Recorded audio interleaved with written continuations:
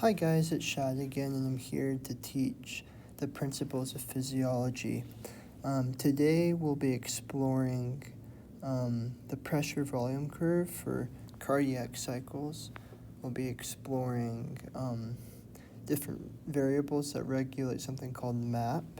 We'll be exploring the baroreceptor reflex, and we'll be exploring different mechanisms that move fluids into and out of the capillaries. And so first, let's start with the pressure volume loop.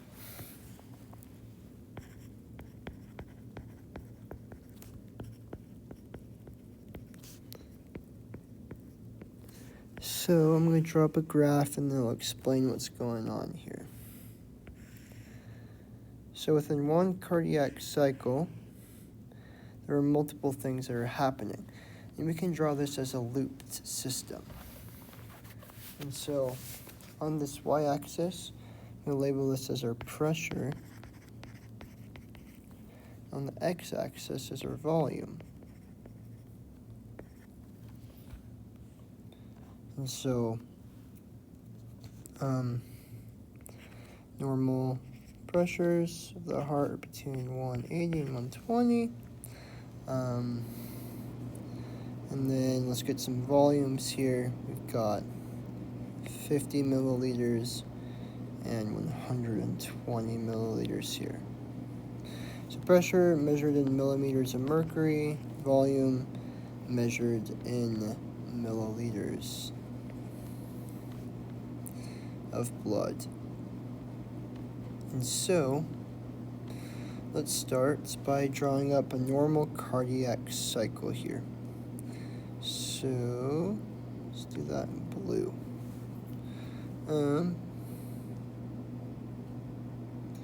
Jump in between these two volumes here.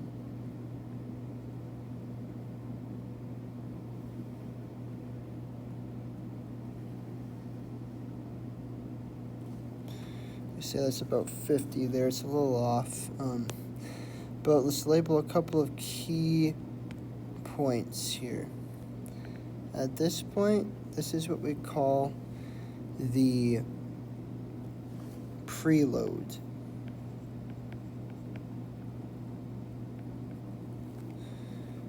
Up here,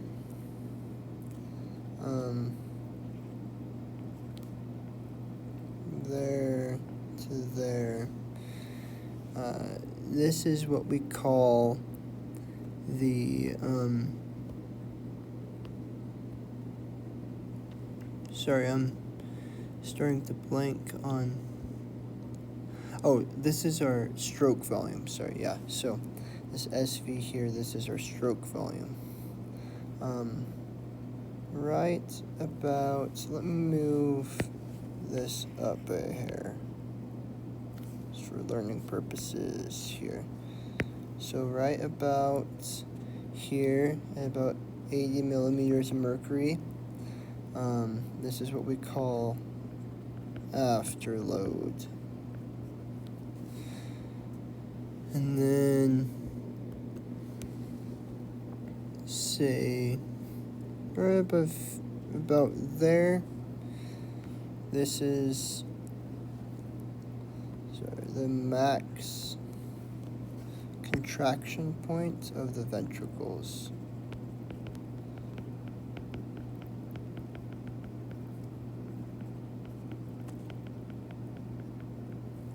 So, let's talk about a couple of things that are going on here. First, let me label down here with some specific terms. At about 50 milliliters a volume of blood in the heart, this is what we call the end stroke volume. And at 120 milliliters of blood in the heart, this is called the this is end systolic volume. And then this is the end diastolic volume here. So, like I mentioned before, right up here, we have our stroke volume, right? And here's our end systolic volume or end diastolic volume. The way that we can calculate the stroke volume is through this equation. The stroke volume is equal to our end diastolic volume minus our end systolic volume. And this is referring to diastole and systole of the heart. So at the end of each of those cycles, how much blood is in the heart. So that helps us describe the stroke volume there. Now let's talk about some of these other terms. So for preload, when we're talking about preload, this is the at this point we will have our mitral valve closing, and this is due to ventricular contraction.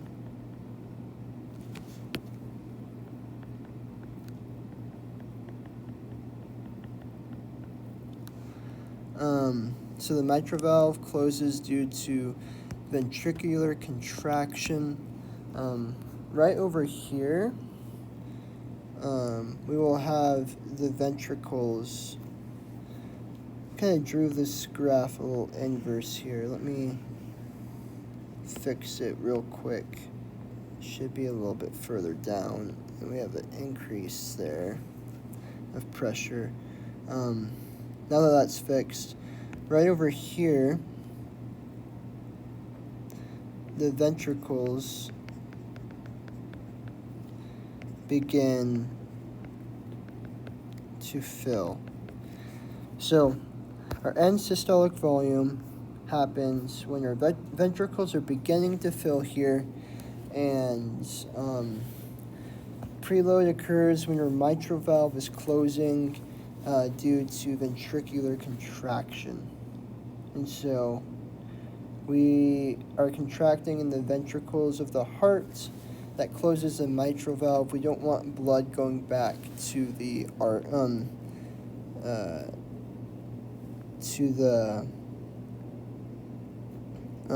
back through the mitral valve.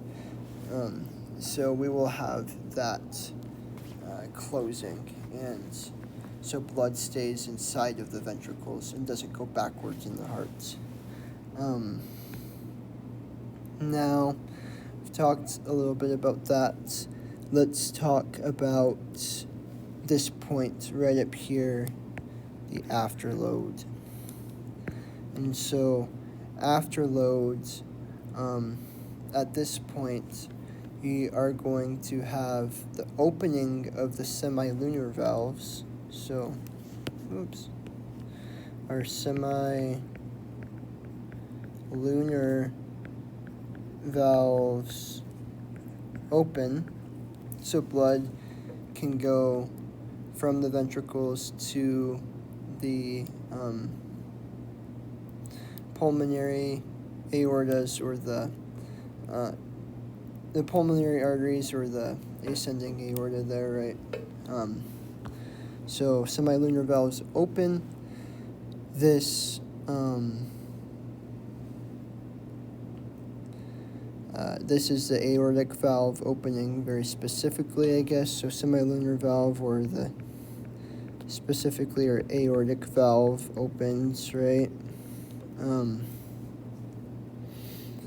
And we'll have this period of contraction from this point on over here, where blood is being ejected from the heart. And then at this max contraction of the ventricles, after that occurs, let me draw this a little bit more dramatically here. So Just going to fix my image just a little bit. Oops. Let's say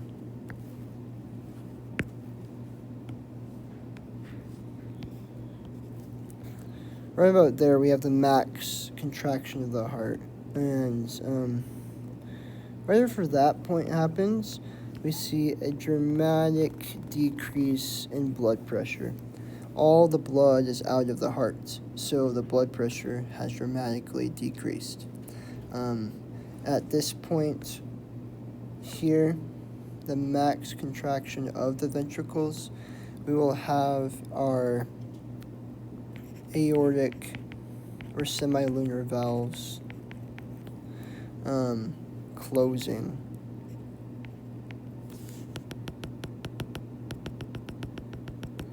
I'm going to write it actually right over here. Aortic valve closes. Blood goes away from the heart. And so this is, at this point right here, we're going to have our end systolic pressure volume relationship. And then here at this point, we're going to have our end diastolic pressure volume relationship. So now let's talk about, as you see, those correlate with these lines, these points here on the graph, right? So end systolic volume right there, and your end diastolic volume right there. Let's talk about what the term inotropy means here. And so really quickly, let's define that. Inotropy is basically the contractile forces that are determined heavily by calcium levels in the heart. And so inotropic forces, like I said, have to do with how much calcium we have in the heart. And so we can make a line right here. And this is going to be our inotropic line. Your inotropic line is going to go from the point of the maximal contraction of the ventricles to down here in our graph. So make another point down here. Connect these two. This is our inotropic line right there.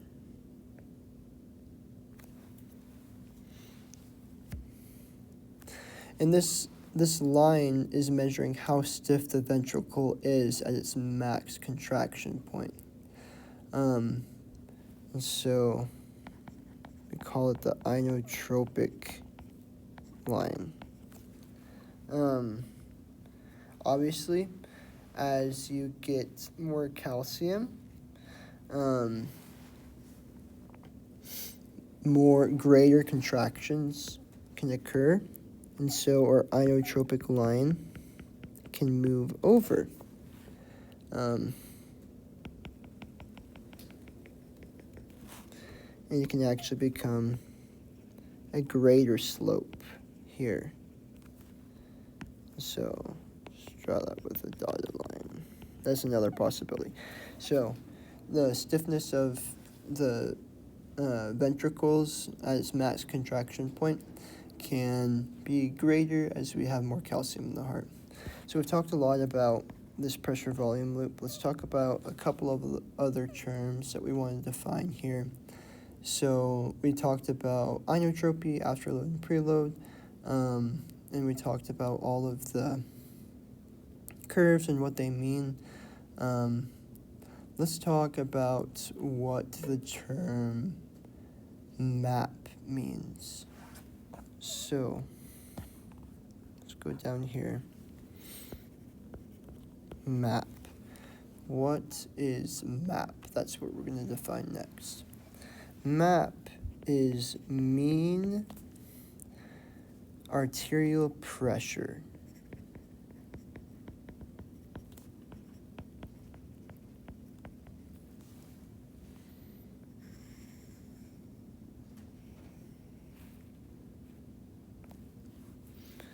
So I'm going to drop another graph. The y-axis is pressure. Along the x-axis, we're going to have different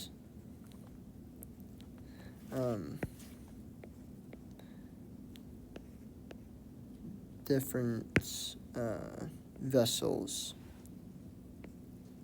aligned here.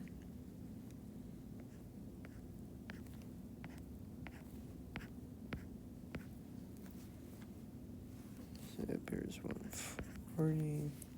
This is measured in millimeters of mercury still. 20, 100, 80, 60, 40, 20. Let's get rid of this line here. And then down here, say this is our aorta. This is the arteries. Over here, let's say this is our arterioles. Say right next to it.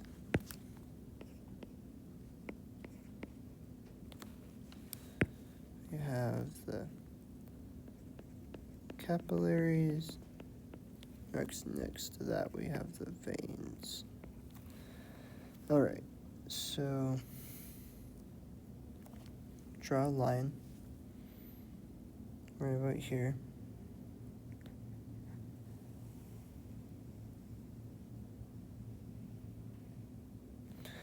And so throughout our different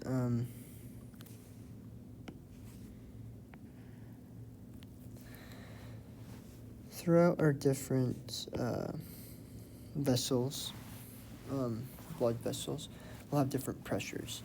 So our systolic and diastolic pressures are always changing. So I'm going to represent that with this blue line here. All right. They're always changing up and down, and up and down, and up and down. Right? Let's say that this side down here is our diastolic blood pressure, and up here is our systolic. And this red line here is our MAP, mean arterial pressure. So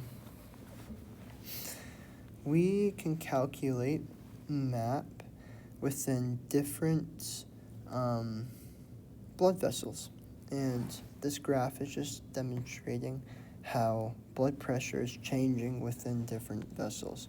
Makes sense that the aorta would have the most because it's closest to the heart, while the veins would have the least because blood is now traveling back to the heart, and we have the least amount of pressure from muscles. Veins have less muscles than arteries do, right? And so they are going to begin to fill further away from the heart. And so let's talk about how to calculate MAP. So MAP is equal to the cardiac output, which is how much blood the heart is pumping, times peripheral resistance, or how tightly different blood vessels are constricted. So our cardiac output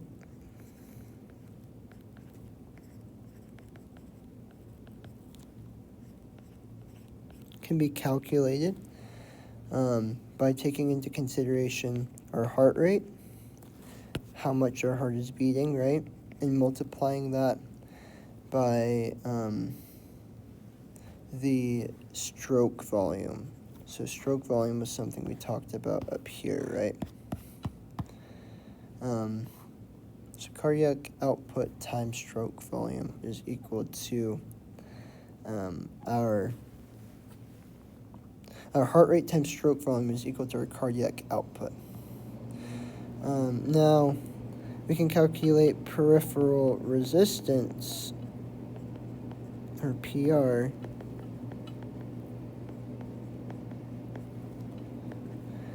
by saying that it is proportional, that's what this little alpha symbol means, is proportional to length times viscosity divided by the radius of a blood vessel to the power of 4. So that, one more time, is length times viscosity divided by the radius of a blood vessel time to the power of 4. And so if we were to consider peripheral resistance, we also, so that's what's proportional to. So we can do a calculation. Peripheral resistance is equal to 8 times the viscosity of the blood times the length of a blood vessel that we're measuring times pi divided by r to the power of 4. And so peripheral resistance is greatly influenced by how wide our blood vessel is, right? This is a radius of the vessel. This is its length. And this is the viscosity of the blood. So if we increase blood viscosity, our peripheral resistance will increase. If we decrease it, the peripheral resistance will decrease. Same with length. But radius has a greater influence on peripheral resistance. If we decrease our radius, meaning making it smaller, we will significantly increase our peripheral resistance. So the smaller the vessel is, the more contracted it is, the higher the peripheral resistance will be. So increase the radius of the vessels, then we're going to decrease peripheral resistance. The wider a blood vessel is, the less peripheral resistance it will provide. So going back up to this graph up here, veins have the least muscle. They're also going to be a lot wider than a lot of these other vessels are. And so veins have the least peripheral resistance. They have almost no pressure in comparison to the branches of our arteries, right? And so that is how we calculate MAP. There are many factors that go into calculating it. We'll just talk about those for tonight. Another thing that I would like to discuss is the baroreceptor reflex and how that works. So that's next up. So we'll talk about it right here. So,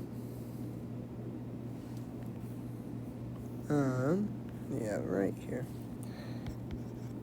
The baroreceptor reflex.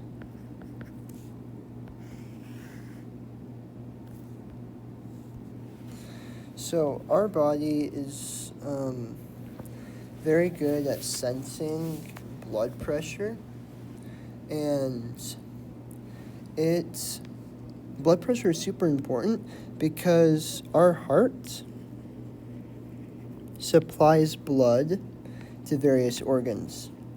Some organs that the heart supplies blood to are in dire need of oxygen. For example, in the brain, our brain cells need a lot of oxygen to function properly. Without a constant blood supply, our brain cells could be greatly impacted. We could begin to decrease in brain function, and that could lead to death. Another thing that demands oxygen highly is our muscles. So cardiomyocytes also demand a lot of oxygen. And so the baroreceptor reflex is involved in the short-term regulation of blood pressure, which is necessary for tissue perfusion, right? Or basically how much oxygen different tissues of the body are receiving.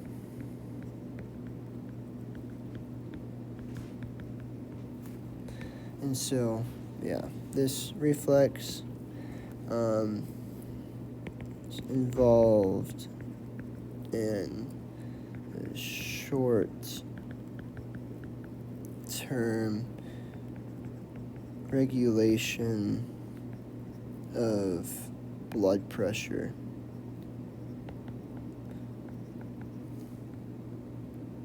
In the body. So basically, our body is able to sense when we are decreasing or increasing in blood pressure, and it's going to respond when that happens, especially when we're trying to get necessary oxygen to specific tissues in the body. So let's talk about how the baroreceptor reflex works. So it has 5 main components.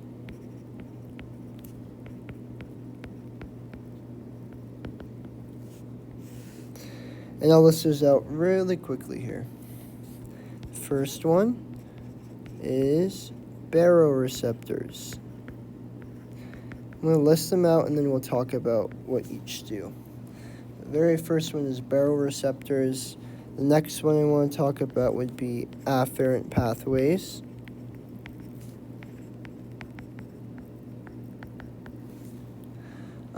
The next one I'd like to talk about is going to be, let's use this color, integrating centers.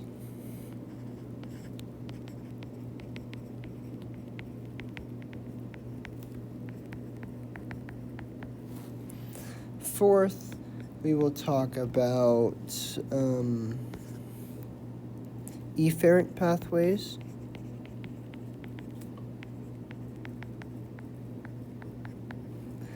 And last but not least, let's use this color, we will talk about effector organs. Nope.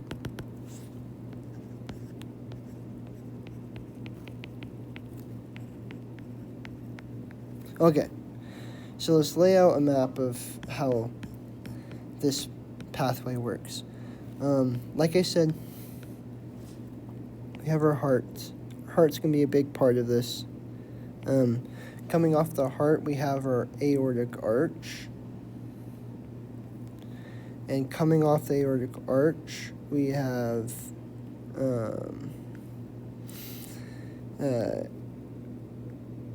carotid sinuses, which are basically just branches of the aorta there.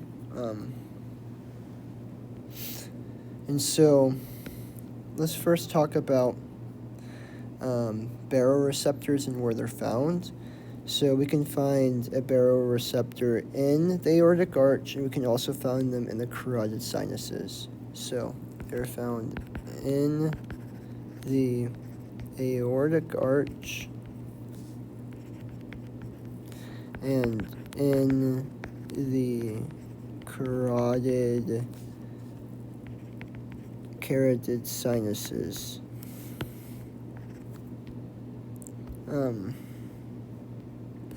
And so that's going to be important as we talk about this pathway. So first, baroreceptors. They're responsible for detecting change in blood pressure. So next, let me draw a little picture of the brain.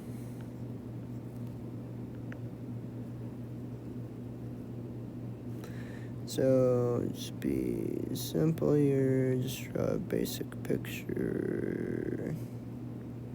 So this is our brain. Here, we're going to have our brain stem there as well.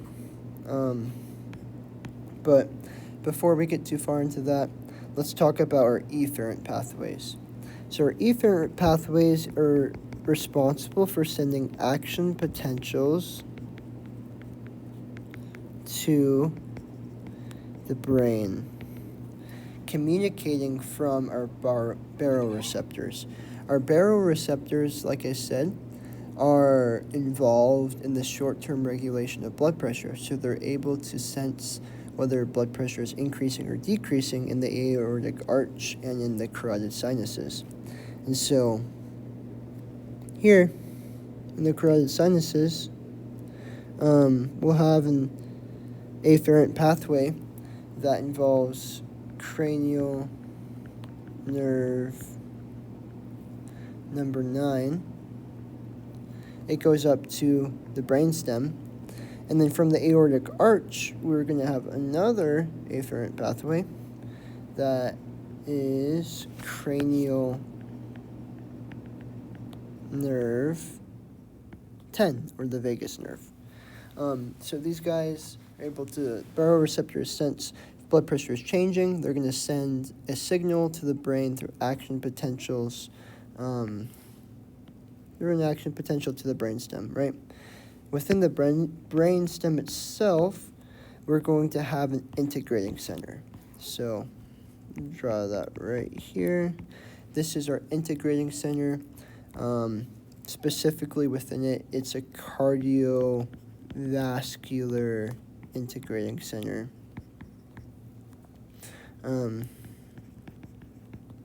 It's found in the, so I'll call it the cardiovascular center of the medulla. That's the specific part of the brainstem it's found in. This helps to regulate our heart rate, and regulate the diameter of systemic arterioles, or different vessels throughout our body, right? And so baroreceptors detect a change in blood pressure, send an action potential to the brain, and it's received in the cardiovascular center of the medulla, and then this is going to interpret the information, either saying we have low or high blood pressure. And once that happens, we can start using our efferent pathways. So quick note, the integrating centers are in the medulla of the brainstem, right?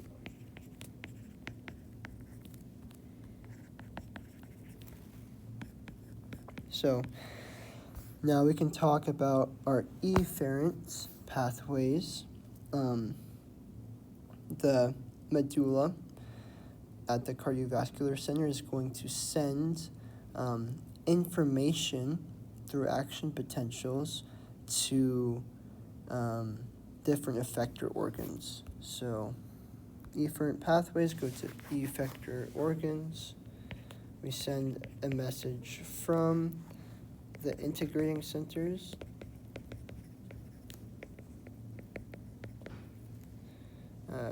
to effector organs. There's multiple effector organs. Let me draw up a couple that we can see.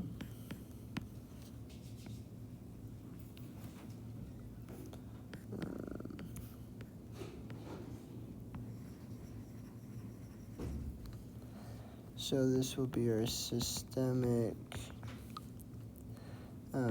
arteriole.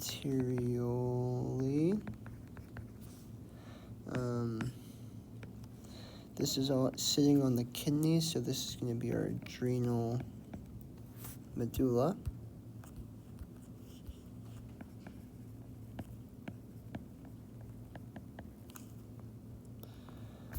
And obviously over here we have the heart. So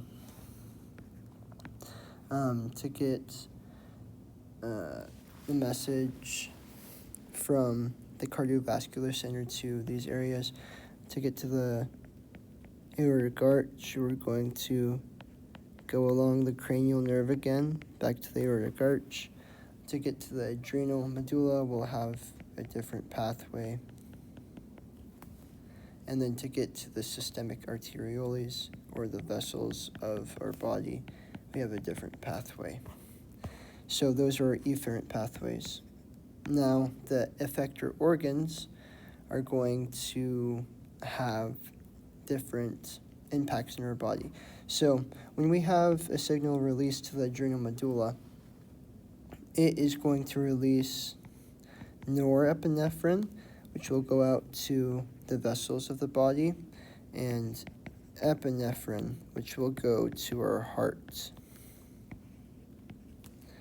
And these signals, when they go to the heart, we are either going to increase or decrease our cardiac output. When they go to vessels, I'll turn that off. When they go to the vessels, they're either going to dilate or constrict to regulate our blood pressure, right?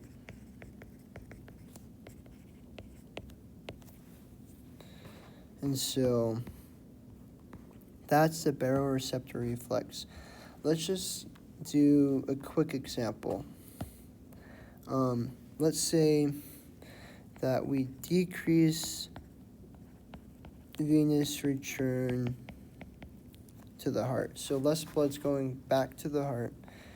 We decrease our cardiac outputs, and we decrease our blood pressure as well. Each of these things can contribute to a drop in blood pressure detected by the baroreceptors, right?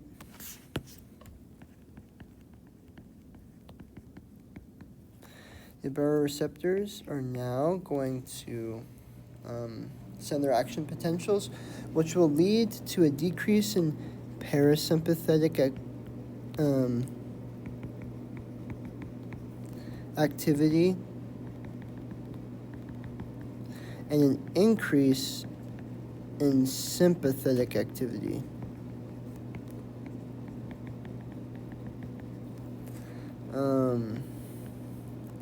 Which will lead to an increase of heart rate and vasoconstriction, which will restore blood flow to the brain.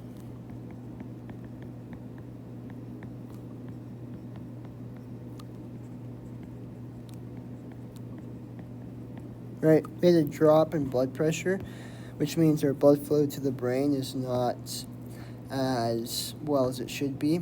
And so our body is going to say, hey, we need to do something about that. When we stand up, all the blood that is in our legs now is going to take a lot longer to get back up to our heart.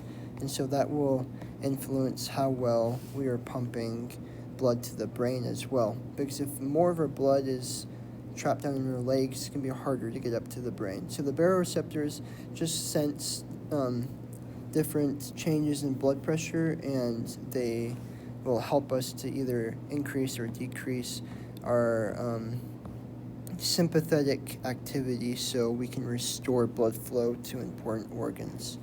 That's our baroreceptor reflex. The last thing I want to talk about tonight is the mechanisms by which fluid is moved across capillaries. And so to do this, I'm going to show a picture here. And I want to be able to describe all the parts of this picture to you guys. So here, this is a capillary. It's between an arteriole and a vein. This side's the arteriole side, this side's the vein side. So blood flow goes from the arterioles to the veins, right? Up here on top, we have endothelial cells.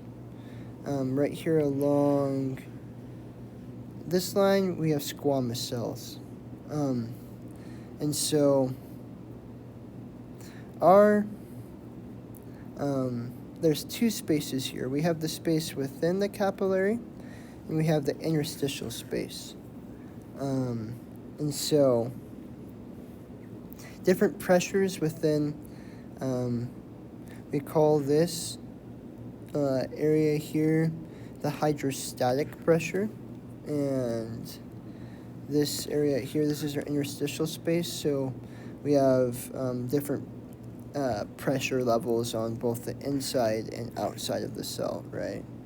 And of the vasculature, and that's super important. So first, let's talk about hydrostatic pressure. On the arteriole side of the capillary, the hydrostatic pressure is 30 millimeters of mercury. And that accounts for how much blood is coming from the arteries into the capillaries. And so we have a big amount of blood coming here. It's about 30 millimeters of mercury. And this hydrostatic pressure will lead to fluid wanting to leave the capillaries. On this side, on the venal side, it's only 10 millimeters of mercury wanting to leave the capillaries, right? So this pressure is related to liquids, fluids wanting to move out of the capillary beds. Now we have this pressure of BCOP. BCOP is mainly caused by a protein called albumin. BCOP is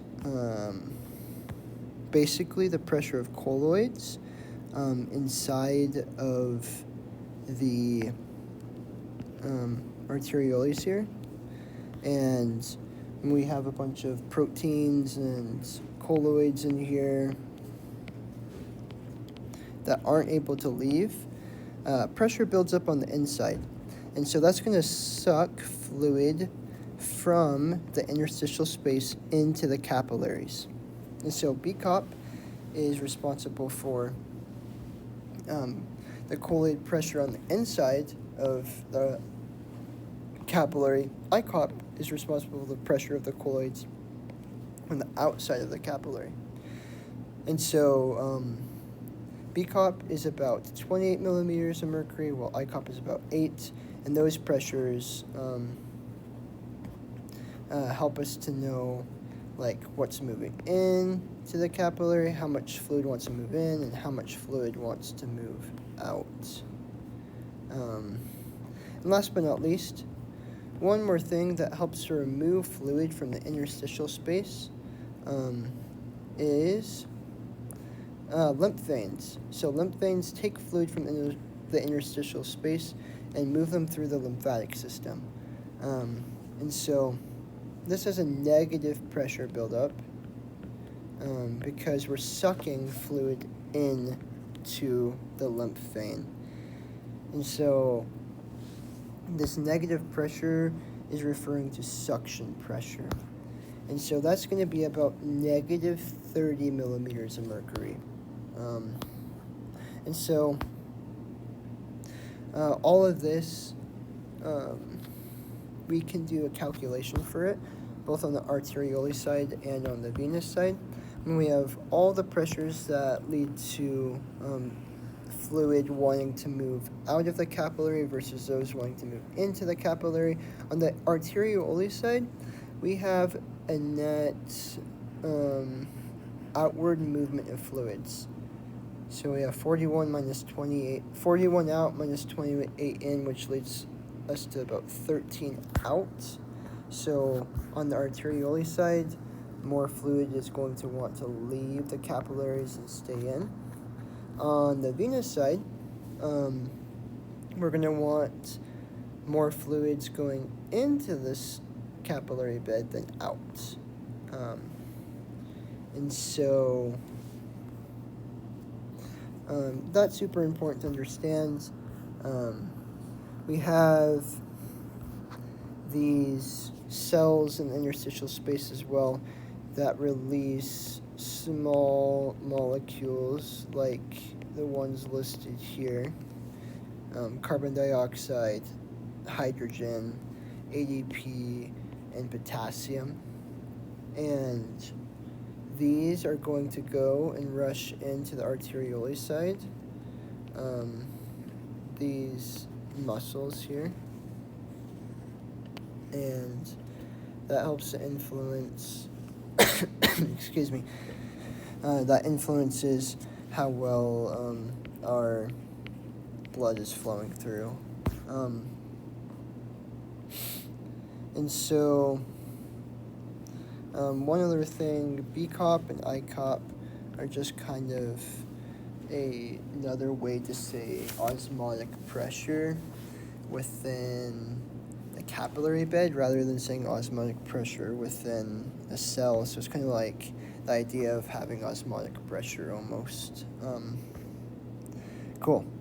Now, there are several ways that edema occurs. So let's go back to the whiteboard here. Let me write up this term, edema.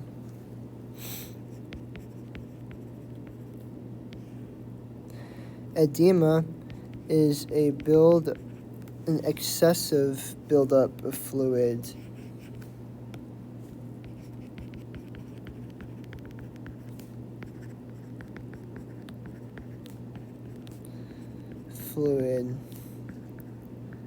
outside of blood vessels. And so today I'll just describe one method by which edema can occur. There are several, but let's say today, let's go over this one way that edema can occur. So going back to this picture that I was showing, edema would mean we just have a ton of fluid on this interstitial space side that's not being effectively brought into the cell or exported out by the lymph system. So fluid is not effectively going into our capillaries or into the lymph system. And so one way that edema can occur is through lymphatic system blockage or breakdown. And so within our lymphatic system, when our lymph veins are damaged,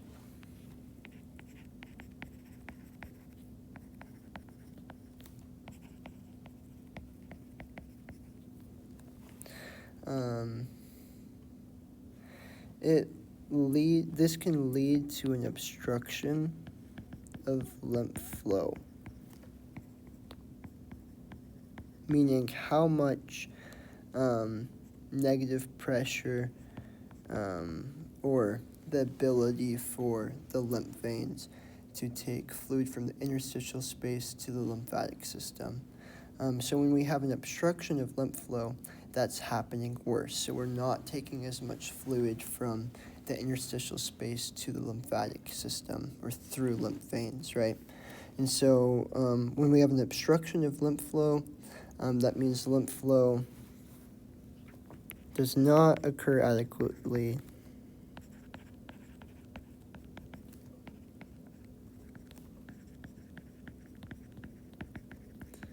when lymph flow is not occurring adequately, that leads to a rise of